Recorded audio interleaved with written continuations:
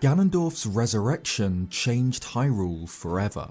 The kingdom's princess and her chosen knight seemingly both disappeared on their expedition below the surface. Hyrule Castle itself was thrust into the sky, floating above a gigantic pit of gloom.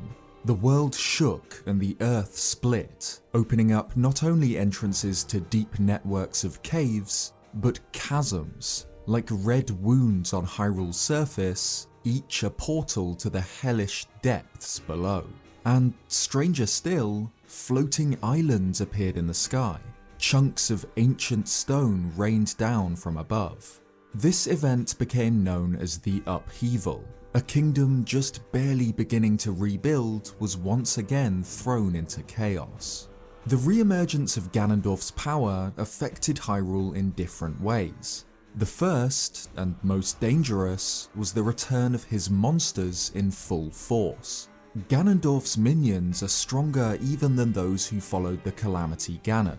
Each is equipped with a deadly horn, and rather than being scattered in small encampments, they begin to organize themselves into more dangerous groups. Pirates raid the coasts and rivers, and crude fortresses are built, controlled by powerful Bokoblin leaders. The Upheaval also marks the return of ancient terrors like the Gleeok, a mighty three-headed dragon. The Demon King's corrosive gloom also had the countrywide effect of decaying weapons. Just like the ancient sages' weapons during their confrontation, and the Master Sword itself, all blades across Hyrule are corroded by the substance. Worse still, the kingdom becomes once again trapped in the terrible cycle of the Blood Moon. Just like when the Calamity Ganon lurked in the castle, Ganondorf's power occasionally surges, summoning a cruel phenomenon where all of his slain monsters return to life. Hyrule is trapped in a war against the Demon King's never-ending armies, forced to defend their country with broken weapons. The breaking of the seal coincided with the appearance of Sky Islands all across Hyrule, all Zonai in origin.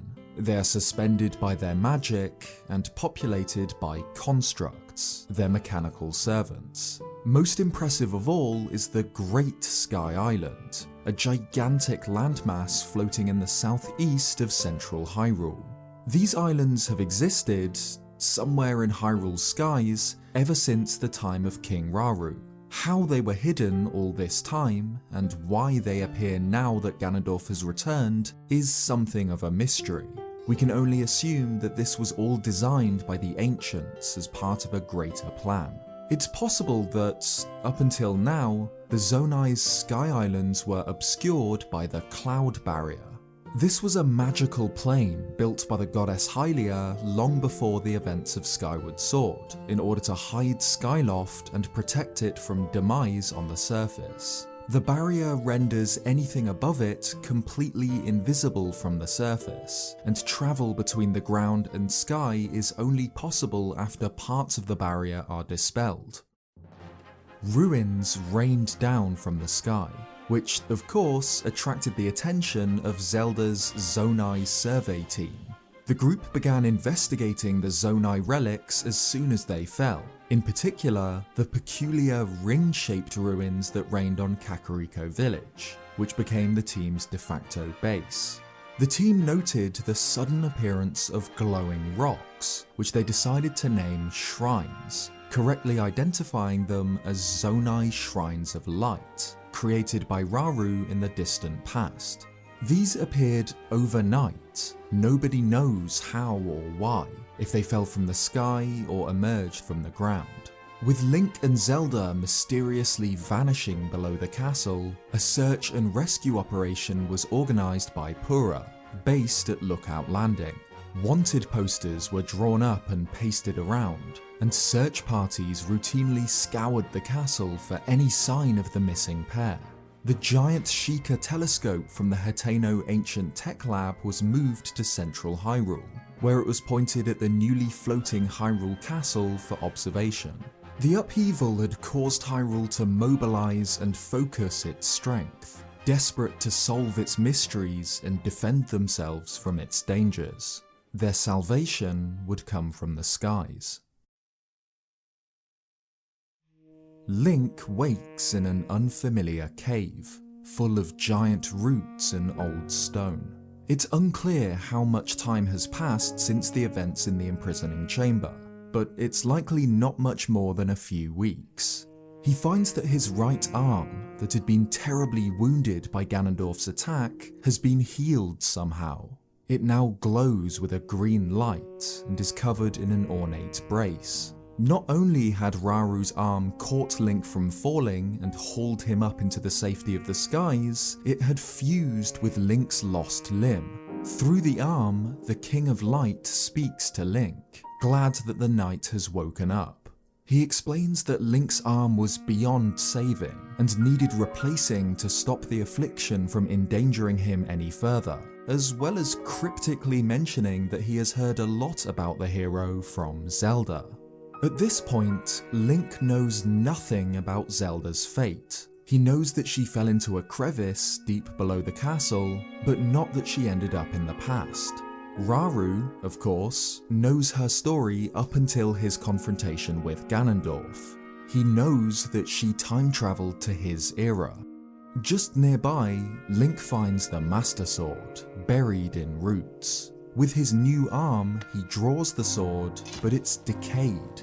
It has been ravaged by gloom, and half of the blade is missing. What little remains looks like it's been melted, and its sacred power has all but withered away. Regardless, with the sword on his back, Link leaves the Room of Awakening, makes his way through ancient Zonai tunnels, and out into broad daylight. He leaps from a podium and begins his first fall through the open sky. Injured, confused, but nonetheless determined, Link's adventure begins.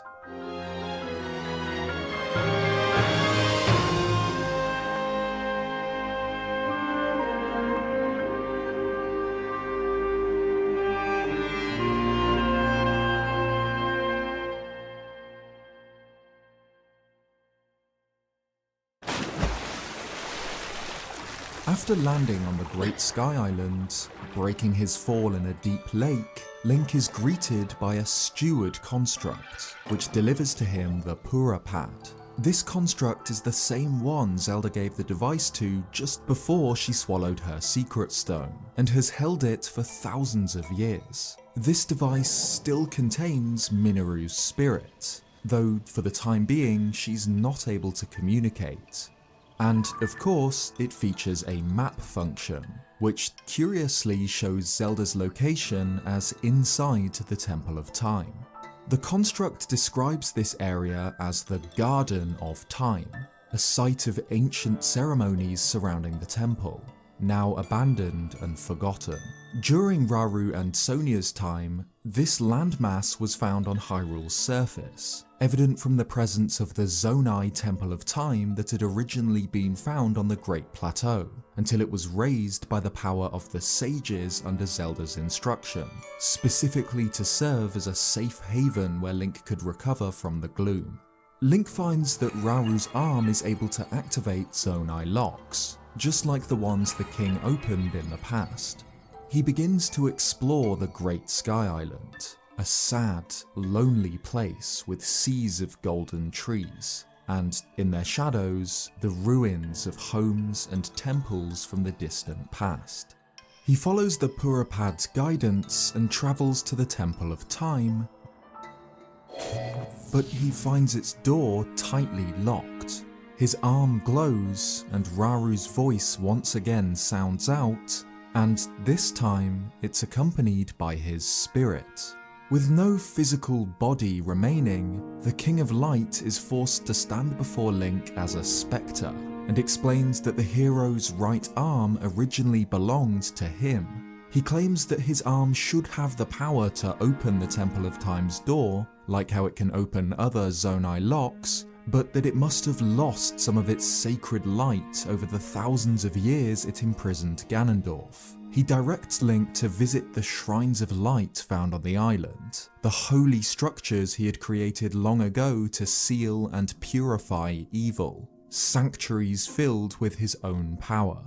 Link journeys across the Great Sky Island, finding and visiting 3 shrines. It seems that they no longer only serve their original purpose of warding away evil, they now house challenges for Link, which, just like the ancient Sheikah shrines from Breath of the Wild, are designed to train and temper him into a weapon capable of defeating evil. The light within each of them is enough to restore one of the abilities Raru's arm has lost.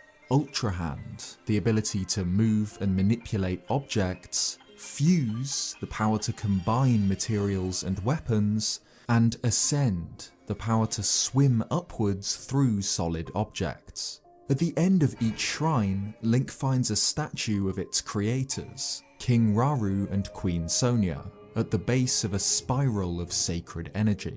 Each shrine grants him a light of blessing, a crystal glowing with Raru's power that purges the evil that still lurks within Link after Ganondorf's assault, bringing him a step closer to recovering the strength he lost to the gloom. At various points on this lonely island, Raru's spirit can be found quietly observing the remains of his Garden of Time. He watches the constructs, still quietly carrying out their duties after all this time, and finds it unsettling that they continue even now.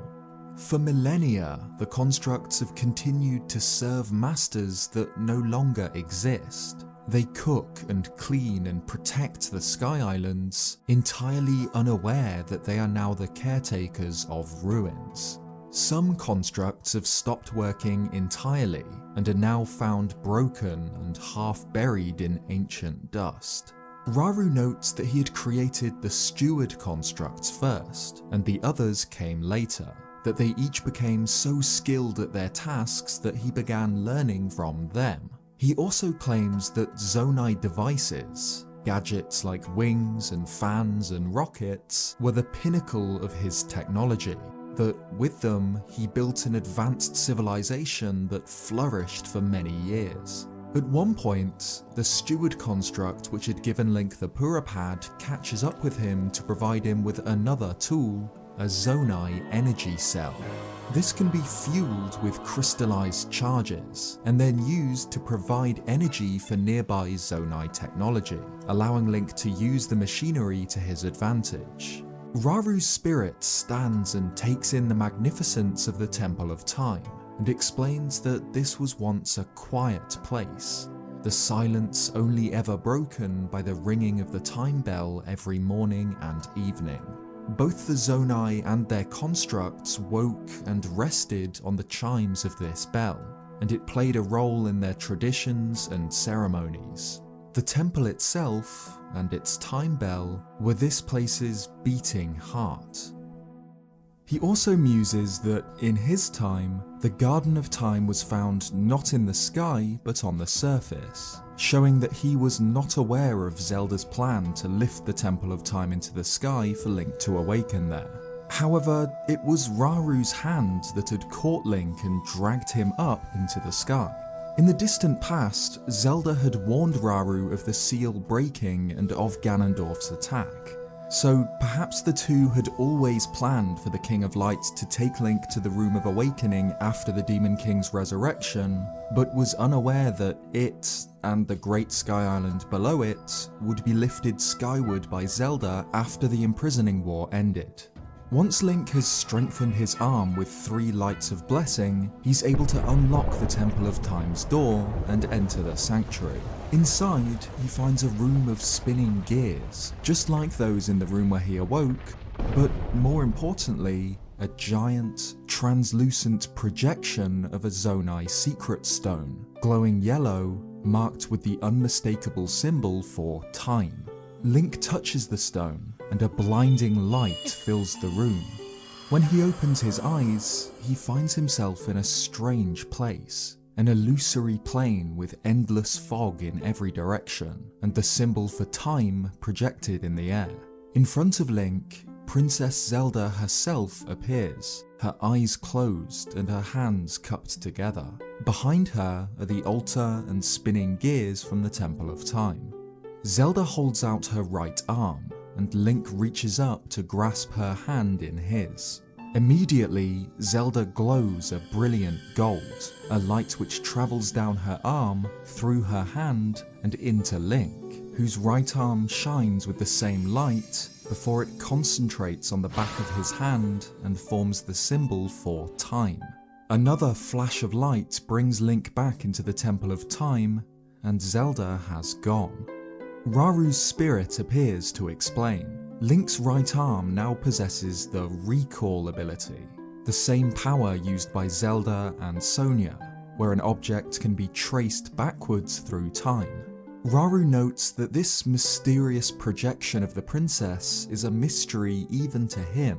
One possibility is that, from the distant past, she was able to use her powers to create an echo through time, so that in some way she could reach Link and share her ability with him. She had stood in this same spot in the Temple of Time in the past, shortly after Raru had sealed the Demon King. Of course, Zelda exists in the present too. Thousands of years ago, she performed the forbidden act of draconification in order to empower the Master Sword, transforming her into the Light Dragon.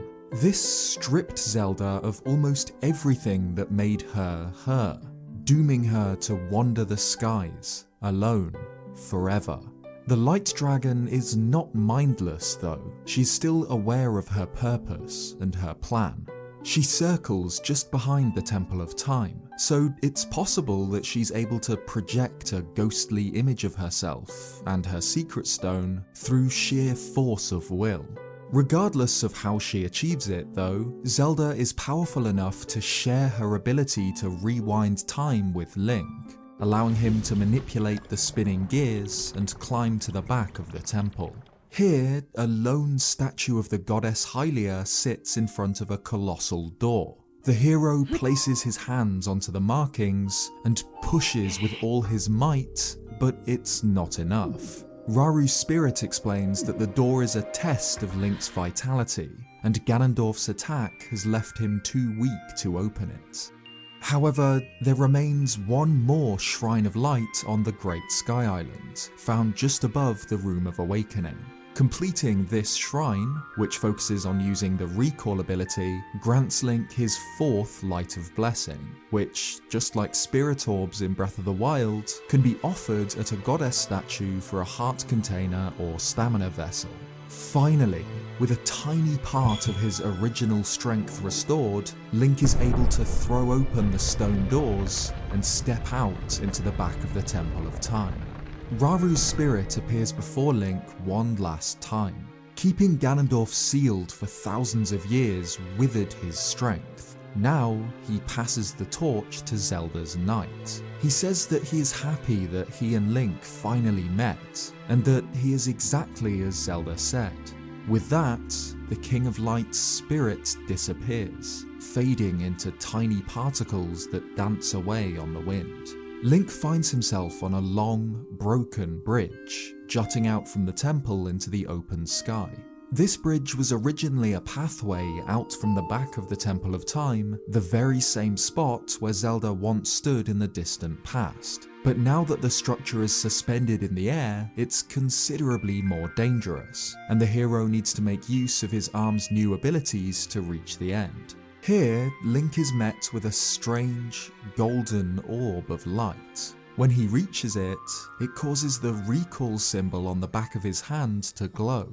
The orb pulses twice, and to Link's surprise, the Master Sword does the same. It glows and calls out twice, the voice of Fi, the spirit of the sword. Link holds the broken blade up to the light, the time bell chimes, and the Master Sword vanishes. Through an exceptionally powerful version of recall, the blade travels back through time, moving thousands upon thousands of years into the past, where it eventually reaches Princess Zelda. Zelda had called the Master Sword all the way from the distant past, opening a rift in time through which Link can send the blade using his own recall power. It doesn't seem like this was an intentional decision from Zelda. It's like her powers activated subconsciously, just like they had done when she first travelled through time to the past. The princess is more powerful than even she is aware of, and her deep strength can awaken when it is most needed. Zelda finally understands her purpose, but in the exact same spot, thousands of years in the future, stands Link, incredibly confused. The Master Sword vanished in front of his eyes before a mighty roar echoes through the skies.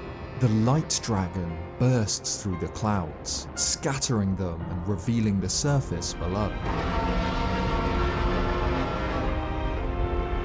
If the Sky Islands were originally hidden above the cloud barrier, then it seems that the light dragon fully breaks it here, opening up the kingdom of Hyrule to Link. Zelda's voice sounds out, again either as an echo through time or from the light dragon herself. Link! Link! You must find me. Making Link's goal clear. He must find his princess. Without fear, Link leaps from the Great Sky Island and plummets towards the land below. Despite reaching terminal velocity, a lake is enough to break his fall, just like it had been when he fell from the Room of Awakening. He dries himself off, gets his bearings, and begins another journey through this familiar land, heading for Lookout Landing. People are stunned by his arrival. Link returns as if from beyond the grave. Just as Hyrule once again collapsed into chaos, he had vanished, and yet here he is, defying death, having fallen from the skies like the gods of old. Outside of the main building, Link meets Josha, a young apprentice working under the scientists Purah and Robbie. Though they've apparently never met, she immediately recognizes Link and calls for Purah, who bursts out of her study, disheveled and amazed. She listens keenly as the hero explains his story so far, ending with Zelda's voice mysteriously calling out to Link after the light dragon parted the clouds. Again, almost nobody surviving in the present day is aware of what has happened to Zelda. Her journey in the time of Hyrule's founding is remembered only by ancient relics, like the Chamberlain's tablets or the murals, spirits such as Rauru, Minoru and the ancient sages, and the Demon King himself. Purah directs Link to Hyrule Castle, where the search party has continued to hunt tirelessly for the princess and her hero, with the castle itself suspended in the air by a stone column that rises out of the Great Chasm. Only a small amount of the structure is accessible to the search party, like the first gatehouse, the docks and the lockup, and multiple winding passageways that tunnel through the stone beneath their feet. One such passageway leads all the way south from the castle, where it connects with Lookout Landing's emergency shelter, a secret hideout found beneath the new town that was once used by the Hyrulean royal family in times of danger. Before the town was built, this place was known as the Sacred Grounds, an incredibly important structure used in ceremonies, like the appointment of Link as Zelda's chosen knight. But now, the royal family are long gone, and their only surviving member, Zelda, has vanished. The head of the search party is Captain Hos, found atop the first gatehouse, peering fruitlessly into the Great Chasm. He's understandably shocked to find Link alive, but worries that Zelda still eludes them. Suddenly, a voice cries out. The princess has been spotted. Atop one of the castle's broken towers, Zelda stands, looking back at Link and the search party. Wordlessly, she looks to the skies, then begins to levitate, floating upwards until she vanishes in a flash of light. This is, of course, not Zelda. It's a puppet of Ganondorf, exactly the same magic he used in the distant past to try and assassinate Sonia. Link, however, is still only beginning to piece together what has happened since the upheaval, and the apparition spooks Captain Hos enough for the search party to withdraw from the castle. Link reports back to Purah, who decides that they should change their approach to the problem and instead focus on research into the upheaval. To do this, she needs to finish setting up the Skyview Towers, the structures built by Hudson Construction that use Sheikah technology to scan their surroundings. Joshua pulls the switch, and every Skyview Tower, in all corners of Hyrule, sends up a flare as it activates. The reason that Purah hadn't activated the towers earlier was that, to actually produce the map of an area, they require someone to be launched into the sky above, and manually scan the surroundings with the Purah pad. This isn't something just anyone could accomplish. Only Link, an adept at paragliding from his previous adventure, can do it. So Purah gives Link a new paraglider, and then, in a cutscene that evokes more than a little bit of a Wind Waker feeling, launches him into the sky, where he scans the surroundings and sends the data back along a wire. Processed data returns along the same cord, and the surroundings map is loaded onto the tablet. Now that he's in possession of a map of the surrounding area, Purah points out 4 regional phenomena, areas that had been particularly affected by the upheaval. In the distant past, Zelda had sown the seeds of Link's journey by planning with the ancient sages for their successors to awaken alongside Ganondorf. But when the Demon King had returned, he specifically targeted these regions, knowing that each contained a secret stone that could be used against him, and created monsters that would disrupt these areas and their people. Freeing these regions, and awakening a new order of sages to fight the revived Demon King, is the main focus of Link's quest. Purah's assistant, Joshua, is the head of Depths Research, responsible for studying the incredibly creepy underworld found at the bottom of the chasms that had opened up since the upheaval. The Depths have been separated from Hyrule since ancient times, but always lurked beneath it. Together with Robbie, Link investigates the central Hyrule Castle, learning the use of light roots, connected to Raru's shrines of light above them, to illuminate the darkness. Research into the Depths had only recently begun, but Joshua and her team have already made significant progress. They've begun to piece together a stone mural showing an ancient people who lived in the Depths, the Zonai. The Depths contain statues of Gorons, Zora, Gerudo, and Rito, the 4 non-Hylian tribes, but also these, with strange, somewhat frog-like heads and one fist in the air. These statues represent a 5th race during the distant past, one who lived and mined in the Depths. It's implied that these people were the Zonai, but the statues look nothing like Raru and Minoru, the 2 remaining Zonai during the time of Hyrule's founding. The statues could depict whatever race the ancient hero was. The face shape is similar, but the statues lack a tail. Perhaps they were a different type or class of Zonai, or an entirely different species who once lived in this subterranean world. Eventually, with Link's help, Josh's research progresses. She completes this ancient mural, depicting Raru using a magical ability in an underground temple, what is now the Central Abandoned Mine, one of the facilities the Zonai had used to process Zonite into energy. Curiously, all of the Zonai mines in the Depths are situated directly beneath the locations of towns on the surface, and the central mine is no different. Although the Great Plateau is now in ruins, it was once the center of Raru's kingdom of Hyrule. It was where his Temple of Time and Hyrule Castle were found. As the old man states in Breath of the Wild, it was the birthplace of the kingdom. But now that the Zonai are gone, their minds are empty, abandoned by all but constructs and the spirits of the dead. But the central abandoned mine isn't abandoned anymore. During Breath of the Wild, Link was tasked with retrieving the Thunder Helm, a priceless artifact stolen from the Gerudo.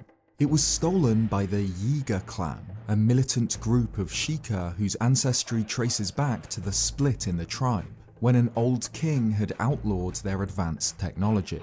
Relatively recently, these shunned Sheikah began to worship Ganon, lurking in an old Gerudo shrine north of the desert. They were led by Master Koga, a bumbling yet lovable idiot who, during his showdown with Link, ends up defeating himself and falling down a seemingly bottomless pit. But this wasn't the end of Koga. This hole, it turns out, led to the depths. The Yiga Master survived and had discovered an entire new world. Over the next few years, the Yiga clan had expanded into the depths. They built strongholds and storerooms, and even began to experiment with ancient Zonai technology, building defense systems and vehicles with incredible names, like the Gloom Dredger or Hoverdoom Mark III. Master Koga commanded an almost godlike presence among the Yiga clan, but he himself worshipped a greater evil, Ganondorf. The Yiga clan had sworn allegiance to the Calamity Ganon over a century earlier, and now that the true threat had awoken, the fallen Sheikah once again gathered to support him, calling him the Magnificent One. Koga and the Yiga live for vengeance, sworn to bring ruin upon Princess Zelda and her kingdom, and, of course, to kill their greatest enemy, Link. One focus of the Yiga clan's expeditions into the depths was searching for a forgotten Zonai power. The clan pored through musty old texts and hunted through ancient Zonai ruins, all in search of the auto-build power, the ability to instantly replicate Zonai vehicles, rather than painstakingly building them by hand. So when Link just strolls into the central abandoned mine and takes the power for himself, Koga is understandably quite annoyed. Because Link now possesses King Raru's right arm, he's able to open Zonai seals, something which is completely impossible for the Yiga, barring them from activating the constructs and unlocking the Zonai's secrets. Link encounters the Yiga Master multiple times throughout the depths, at the abandoned mines underneath the towns. At each of them, Koga vows to destroy Link, using increasingly ridiculous vehicles. But no matter what monstrosity he brings to bear against the hero, it inevitably has the same result, leaving Koga battered and bruised, and his inventions in broken pieces. Koga eventually gives up on trying to steal the auto-build power back from Link, and instead commits himself to Plan B. He claims that the Yiga have been gathering as much Zonai energy as they can, in the form of the crystallized charges that Link can use to expand his own Zonai energy cells, in order to build a final weapon, an ultimate machine to offer to the Demon King, with which he will bring the world to its end. This weapon is a giant construct, exactly like the one built by Minoru in the distant past as a vessel for her spirit. This had been her greatest achievement, a machine so large that Zelda once rode on its shoulders. Koga's construct is, of course, decorated with Yiga symbols, and uses powers like force shields and spiked projectiles against Link. But even this isn't enough. Koga has only one option left, a brand new technique he developed in the deepest darkness of the darkest depths, the Koga rocket. But just like he had done during his first showdown with Link during Breath of the Wild, Koga's ultimate technique ends up defeating himself. The Koga rocket instead hits its master, sending him careening through the depths like a human firework, launching him up through a chasm where he vanishes, all the while screaming that he will have his revenge. Link's quest through the depths gives an insight into the mysteries of the ancient Zonai and their mining operations. But his main journey takes place in the world above, where he rallies Hyrule together against the evil that threatens it. Link soon discovers that there is a sinister truth behind the mystery of Zelda's whereabouts. He and the search party weren't the only ones to see a figure resembling the princess since her disappearance. All across Hyrule there are reports of encounters with a woman who looks like Zelda, yet has cold, dead eyes like a doll. Ganondorf had fallen into the deepest reaches of the depths after he awoke, but just like he had done in the distant past, he began to use his magic to manipulate the kingdom through a phantom saboteur. This puppet Zelda interfered with Hyrule's reparations, causing distress and confusion at stables, and even forbidding anyone, even the Zonai survey team, from inspecting the floating ring ruin in Kakariko village. Though some noted the uncanny nature of this phantom, it was enough to fool the entire kingdom and disrupt it from within. At this point, even Link is unaware of the figure's true identity and purpose, and this phantom was involved in the orchestration of existential threats in Hyrule's 4 main regions. During the upheaval, the Hebra region, home to the airborne Rito tribe, became shrouded in an endless blizzard. The blistering cold means that travel to their village is almost impossible, creating a food shortage. The Rito believe, quite sensibly, that the source of this blizzard must be the gigantic storm cloud directly above Hebra Peak, but it's too turbulent for even the Rito to fly close. Only able to gaze up at the storm from below, the Rito are reminded of one of their oldest myths, the Stormwind Arc. The Ark has been part of Rito legend since before even the time of King Rauru. According to the story, the ancient Rito were once visited by a god who fell from the heavens, unable to return. This god was one of the Zonai, who once lived in a civilization above the clouds before settling on the surface. The Zonai stood atop a hill for days on end, longing to return to his home in the sky, but the Rito could not carry him there. They tried time after time, but none had wings strong enough to reach the islands in the heavens. The Zonai came up with a solution. The Rito gathered materials, and the Zonai used Ultra Hand to piece them together, creating a fleet of small flying ships. On this impossible armada, the Rito were able to climb into the heavens, above the clouds, to a world where floating islands dotted a clear blue sky. The Zonai was home. He rejoined his people far above the land, to where the Rito reluctantly returned. The Zonai sent a gift down to those who had helped him return home.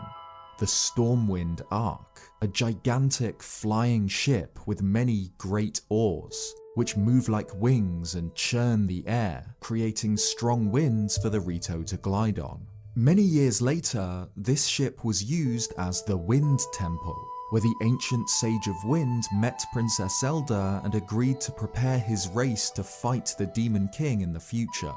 And so, the Stormwind Arc was not only the source of the strong winds around Rito Village, but the place in which the Rito Sage's secret stone was stored.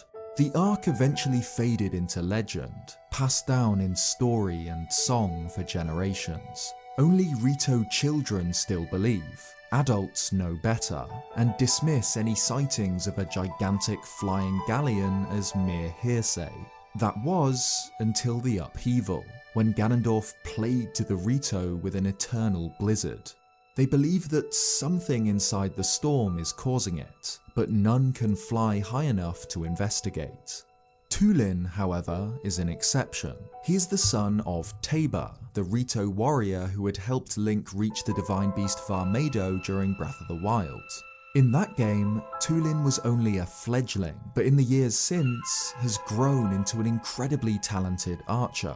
His father has taken over the role of the village chief from Kennelly, and is forced to devote most of his attention to matters close to home. But Tulin is bold and confident. Despite his father's warnings, he desperately wants to help his people and find a solution to the freezing blizzard that plagues them. Like Revali, the champion of Varmado, Tulin is able to control the wind around him, creating his own gusts of air on which to glide. Together with Link, he begins to climb the rising island chain up into the blistering Hebra skies, and discovers the truth behind the legend of his people. As the pair climb, a voice sounds out from the clouds above, a calling from the ancient Sage of Wind, who had promised Zelda in the distant past that their descendant would awaken to fight the Demon King.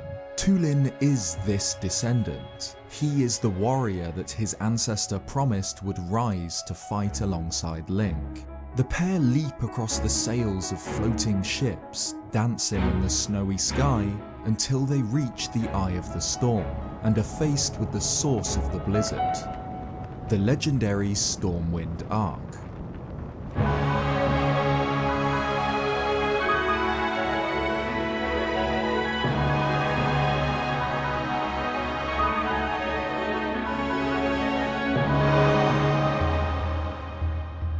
Link and Tulin witness the puppet of Zelda walking across the Ark's deck, which contains a giant gate made from 6 segments. The Zelda clone vanishes, and a torrential gust of wind erupts from beneath the gate. Whatever is causing the blizzard must be found below it, but 5 of the 6 segments remain shut. The pair explore the skyship, using Tulin's power of wind to activate 5 locks, which, in turn, opens the gate. They return to the deck, and Link activates the gate mechanism, releasing the source of the blizzard, Kolgura. This frozen monstrosity is, in many ways, a successor to Molgura, the boss of the Wind Temple in The Wind Waker. Like its name suggests though, Kolgura is encased completely in ice, and can harness the wind and produce strong updrafts to keep itself aloft. It had been created by Ganondorf upon his resurrection, with the specific goal of harassing the Rito tribe and preventing the awakening of their sage, and the discovery of their secret stone. The beast is incredibly powerful, but so are Link and Tulin. Together, the pair duel Kolgura in the clouds, eventually destroying it and restoring peace to the Hebra region. On the deck of the Stormwind Arc, which now floats in calm skies, they discover the ancient Sage of Wind's secret stone, which thaws out of a pillar of ice. Like it had been when the sage first received it from Rauru in the Forgotten Temple, the stone is white and smooth, a blank canvas yet to react to the abilities of an owner. The Sage of Wind's spirit speaks to Link and Tulin, explaining the story of the imprisoning war, and of his promise to Zelda. Tulin understands, and accepts his destiny. He inherits his ancestor's secret stone, which reacts to his inner power, and once again becomes a green stone of wind. Immediately, Tulin reveals that he possesses a new power.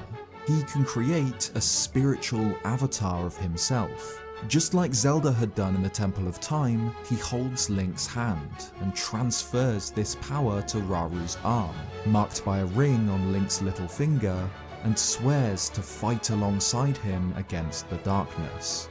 Zelda's chosen knight had defended the Rito from Ganondorf's assault, and awakened the first of a new generation of sages to confront him.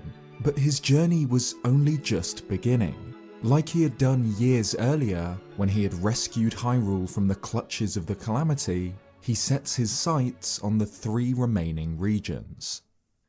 Death Mountain, the home of the Gorons, cools significantly. The lava that had streamed down its rocky slopes dries up, and the volcano's peak is cloaked in an ominous cloud of gloom, and the Gorons themselves suffered a terrible fate. During Breath of the Wild, Link had travelled alongside Yonobo, the grandson of the champion Daruk, to divine beast Varudania, whose rampaging was causing violent eruptions, making mining the mountain difficult. Sometime after Link calmed the beast, the mountain fell dormant, opening up access to new caves and ore deposits on its rocky slopes. Yonobo founded Yonobo Co., a mining company, which became successful enough to effectively run Goron City.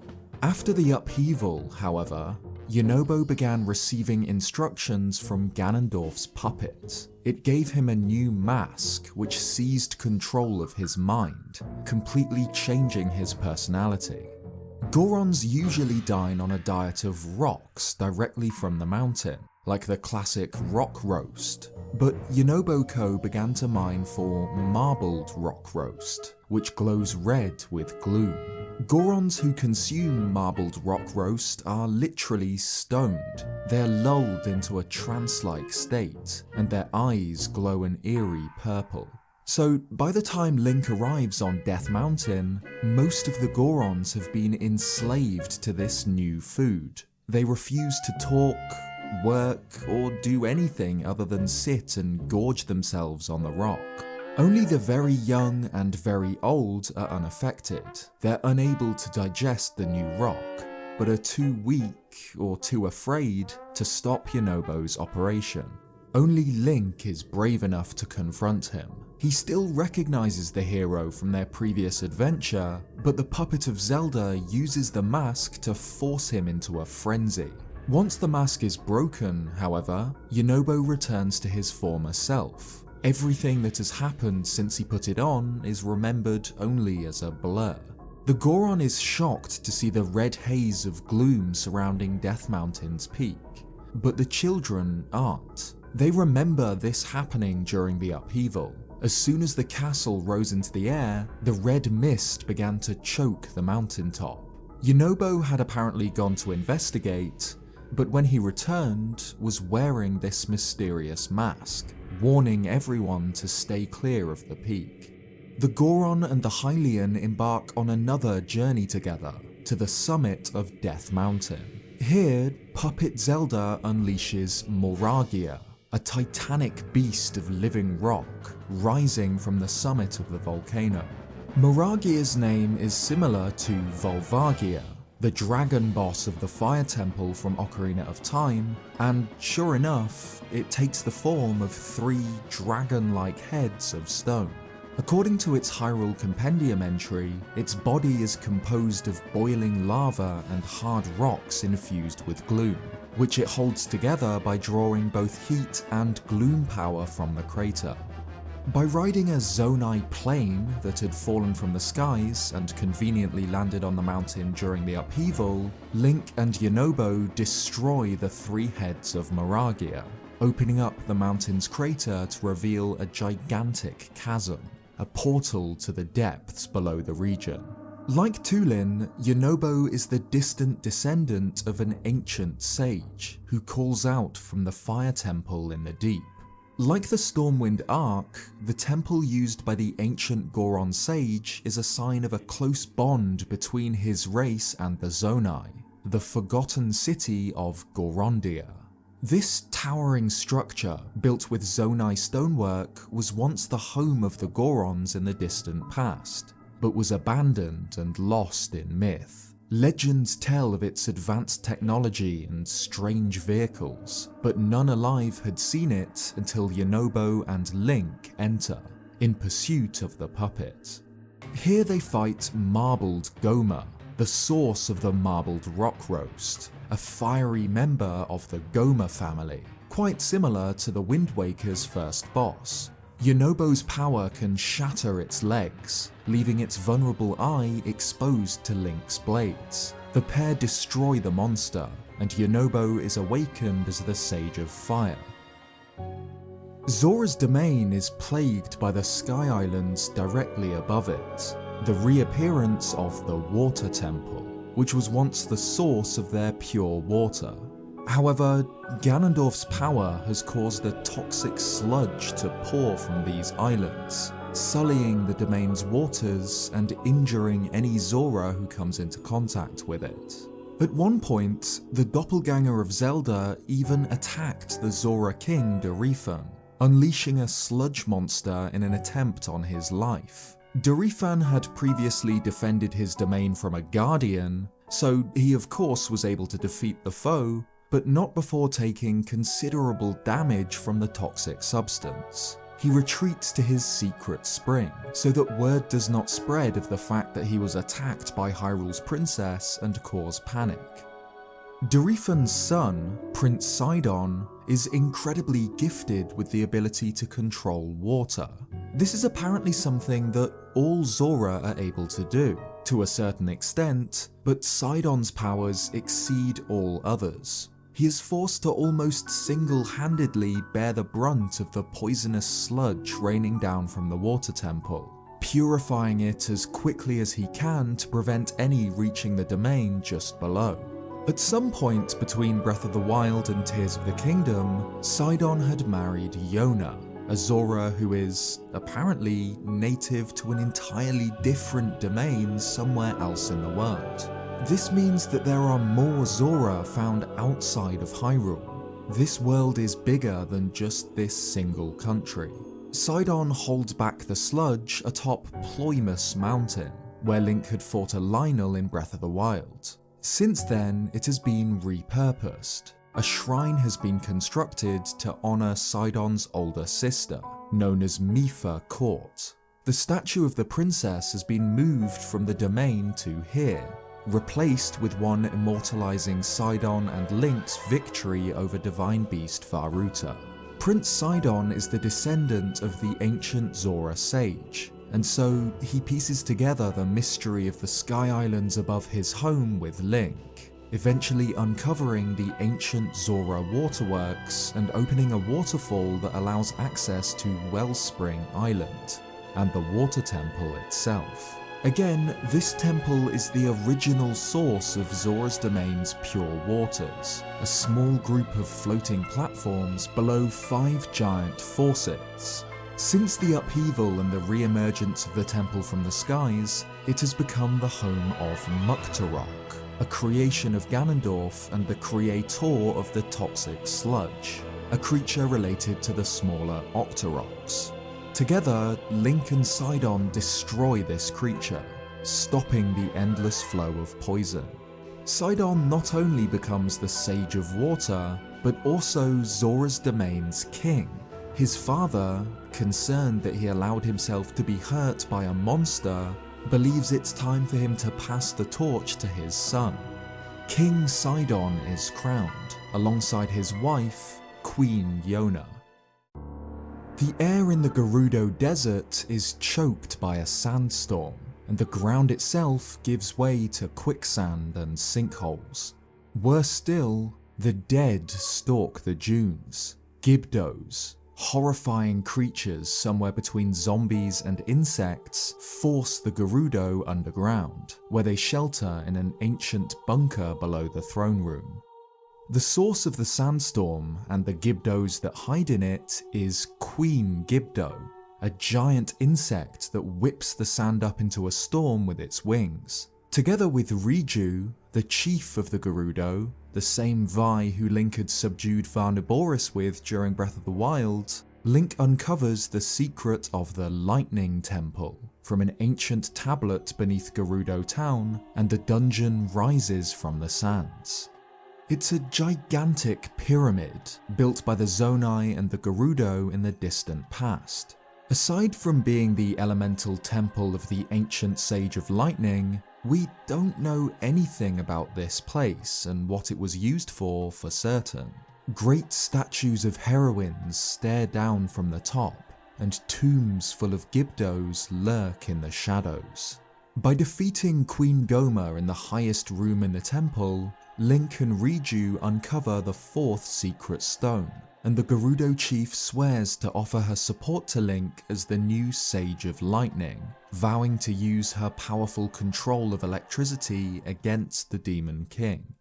I mentioned in part 1 that the ancient sages all wear masks resembling the heads of the 4 Sheikah divine beasts, but their temples strengthen this connection. Each temple features an animal motif that matches the divine beasts. The Stormwind Ark of course features bird designs, the Fire Temple's boss chamber includes designs resembling Varudania's head, the Water Temple's faucets are shaped like elephants, and the Lightning Temple features camel designs, as well as the 6 eyes of Varnaboris. Much of the story of these ancient sages is still a mystery, but it seems that they were the inspiration for the divine beasts. After awakening the sages, Link returns to Lookout Landing, where Purah stands looking through the telescope at the castle.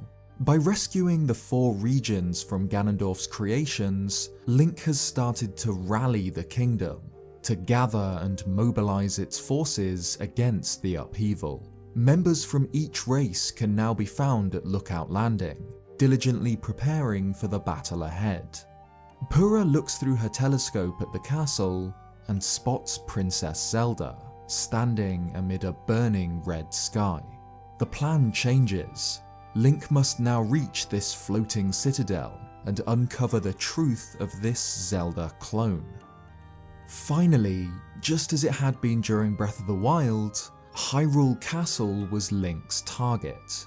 He had previously learned from Zelda's diary, found in the house in Hateno Village, that she had arranged for a new and improved champion's tunic to be crafted for him, and hid it in a secret compartment in the castle's throne room.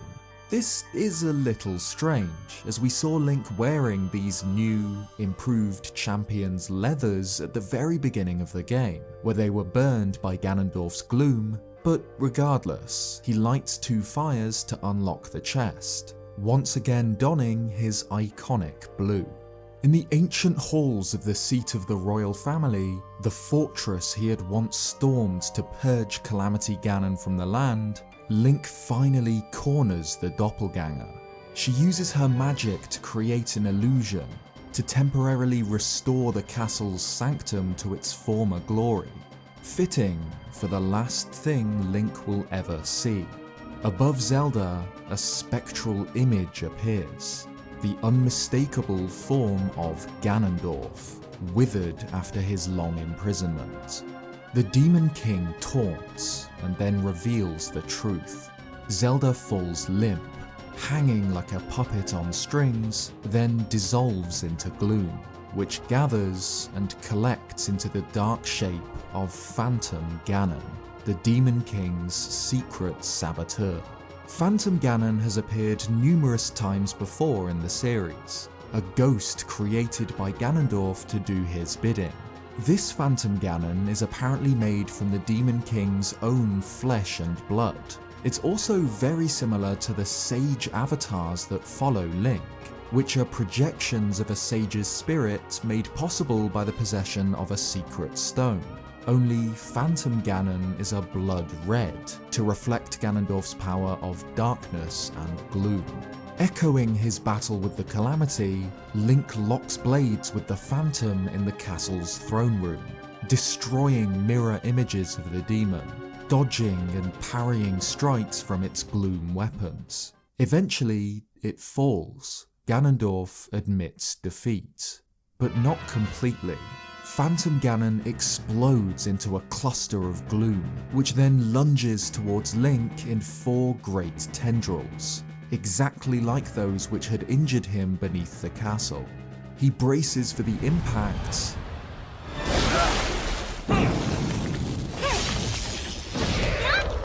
but this time he is not alone. The Spectre of Ganondorf is surprised that this group, each bearing a secret stone, does not recognize him, and muses that there must be limits to the knowledge that the stones impart.